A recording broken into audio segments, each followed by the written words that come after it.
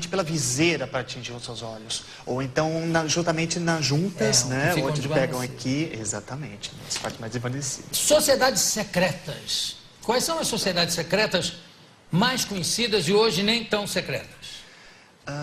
Bom, a mais famosa delas que todo mundo deve conhecer é a maçonaria. Que também já não é tão secreta. Que já não é tão secreta, a gente até brinca dizendo que ela está mais para a sociedade discreta do que para secreta mesmo, né, porque todo mundo já a conhece. A Rosa Cruz, que faz muito alarde, né? Inclusive chama as pessoas para participarem de seus rituais, etc, etc, etc. Nós temos aí Templários, Illuminati. Isso não é ficção do Dan Brown? Não, não é ficção do Dan Brown, pode ter certeza. Eles existem, tá? O Priorado de Sião. Esse existe ou não é criado por aquele padre que inventou toda essa história? Não, na verdade, eles existem. Ele foi criado, na verdade, não foi nem por um padre, ele foi criado por uma pessoa que hoje é conhecida como um grande mitômano, né? Aqueles caras que adoram criar os mitos. Isso, né? Como é o nome? Me foge o nome dele. Pierre Plantard. Exatamente. Eu pensei que ele era pároco, que ele era... Não, a história do pároco é uma outra história que eles se apropriaram dela para criar um mito. Entendi. Da história de Sião. De Maria, da linhagem de Jesus com Maria, etc. Que etc. chega até, aliás, de Jesus com Madalena, né? Exatamente, com Madalena. E aí chega até a França e tem uma linhagem lá que vai dar na primeira dinastia francesa. A linhagem dos merovingios. Isso. Mas isso aí, quer dizer, todas aquelas provas que são apresentadas são todas forjadas, não é isso? Eu tive a oportunidade de estar em Paris e analisar dentro da biblioteca de Paris o famoso dossiê secreto que o Dan Brown tanto alega ser um documento histórico que provaria, inclusive, ligação de templários com o Priorado de Sião, etc, etc. Eu posso dizer para você com certeza, Jô, que não dá para você acreditar muito que aquilo é um documento histórico. Hoje eu tenho um certo olhar diferente para todos os documentos que me caem na mão, principalmente porque eu já sou editor de uma revista de história. Certo. Né? E então eu sei analisar quando você vê aquilo. O que você via pela frente, na verdade, era um papel mimeografado, frente e verso, tudo colado dentro de pastas de cartolina. Lá em Paris é diferente. Se você imprimir um folheto frente e verso na tua impressora e quiser depositar lá, você pode depositar como uma obra. Então é fácil para eles fazerem isso. E mais tarde você acaba descobrindo o verdadeiro registro junto à prefeitura de Paris de quando começou, na verdade, o Priorado de Sião. O Priorado de Sião começou em 1955, mais ou menos. Então, foi realmente criado por esse Pierre de Plantard. Então, quer dizer, o Michelangelo jamais, o Da Vinci jamais poderia fazer parte... Muito difícil, muito improvável. Não havia ainda, né? Isso se você levar em consideração que existem outras sociedades secretas que dizem que o pobre Da Vinci foi membro delas. Entre elas, o Priorado... E falam um pouco também nos Templários, não, na Rosa Cruz. Eles falam que ele também foi membro deles. Então... Tem pessoas, o próprio poeta Fernando Pessoa, o grande Fernando Pessoa, tinha uma admiração ou uma certa fixação pelos Rosa Cruzes. Tanto que tem uma poesia dele dedicada sobre o túmulo de Rosencrantz, né? Exatamente. O que não quer dizer que ele tenha feito parte da sociedade secreta em si.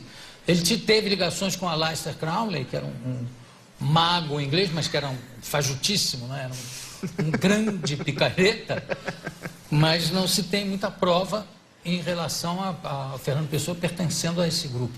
Agora, você falou do Sion, né? Do Priorado de Sião. Priorado de Sion, e você falou outra antes. Os Templários. Os Templários e os Illuminati. Os Illuminati, quem são os Illuminati, afinal? Você é um Illuminati? Não, não sou um Illuminati. Aliás, o Pira é um Illuminati.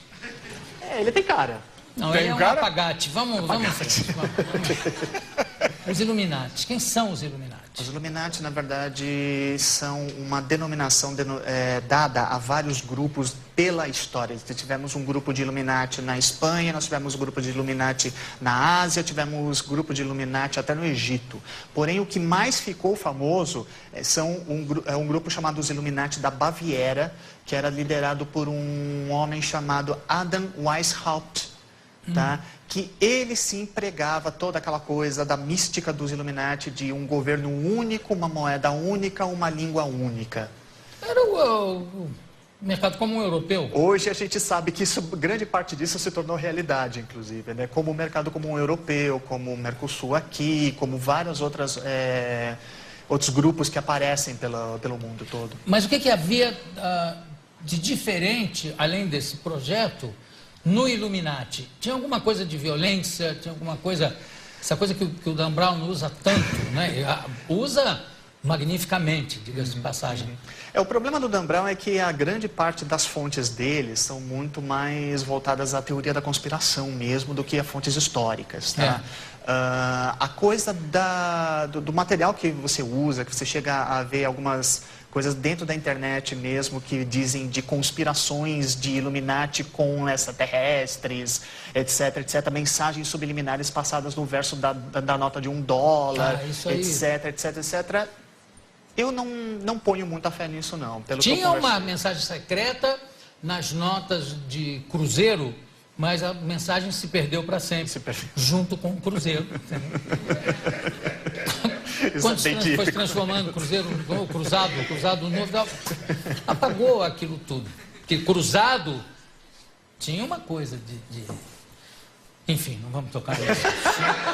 Já estamos no real. Isso é secreto demais para se falar.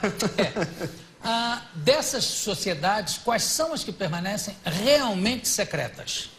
A gente tem hoje várias outras. Essas que eu citei logo de passagem são assim, as mais pop, por assim dizer, o pessoal que conhece bastante. Mas você tem... O Illuminati ainda é secreto ou não? Olha, essa altura do campeonato eu já não considero tanto secreto, principalmente depois que virou objeto do livro do Dan Brown, entendeu? Mas você tem outras mais estapafúrdias, por exemplo. Nós temos hoje em dia, o pessoal da plateia deve gostar bastante, uma sociedade secreta que só existe na França, para variar, acho que tudo de estranho vai para a França, né? Chamado Templo do Vampiro, por exemplo. Como é que chama? O Templo do Vampiro. E vocês já ouviram falar no Templo do Vampiro? Quem pertence? E que fala o quê? Que os vampiros... Existem. Eles têm um livro que chegaram a me mandar por correio, que é chamada de A Bíblia do Vampiro, onde eles adoram os grandes deuses noturnos que lhes dão poder. E eles passam por um processo de iniciação no mínimo curioso, porque você recebe um pouquinho de sangue. Para você beber um cálice de sangue humano por dia, você é obrigado a fazer isso e passar por um dentista, a ponto do dentista afiar as suas presas para você estar a ponto de receber as grandes energias desses grandes deuses. Desgasta o próprio, quer dizer, o dentista que faz isso só pode ser do grupo, porque realmente... Alguém tem alguma pergunta aqui relativa a seitas e vampiros, etc? Ninguém, todo mundo muito saudável, ninguém... Pode perguntar. É sobre os maçons. Eu queria saber se tem uma verdade oculta que falam, que é essa polêmica toda, que tem uma verdade oculta por trás do que é o mais conhecido, se tem uma outra por trás disso, e o que é o propósito da maçonaria em si. Tá, vamos lá. O propósito da maçonaria é, acima de tudo, ser uma sociedade secreta de caridade, tá? Então, eles trabalham com várias instituições beneficentes, tá? Ajudam muitas pessoas, isso independentemente do que falam deles. O que todo mundo ainda ataca um pouco é justamente essa coisa, por exemplo, da maçonaria tradicional. Deixar bem claro isso, porque existem duas outras vertentes, que é a feminina e a mista, mas ambas não são reconhecidas pela tradicional. Dentro da tradicional, eles ainda insistem em manter seus rituais fechados para mulheres. Então, mulheres não entram em hipótese alguma dentro do templo. Isso, o propósito deles é sempre alcançar a perfeição espiritual, tanto é que eles fazem analogias com aquelas linguagens de pedreiro, né? Você entra com uma pedra bruta para depois se tornar uma pedra polida, ou seja, você vai fazer parte de uma grande construção para agradar o grande arquiteto do universo, que é Deus. Né?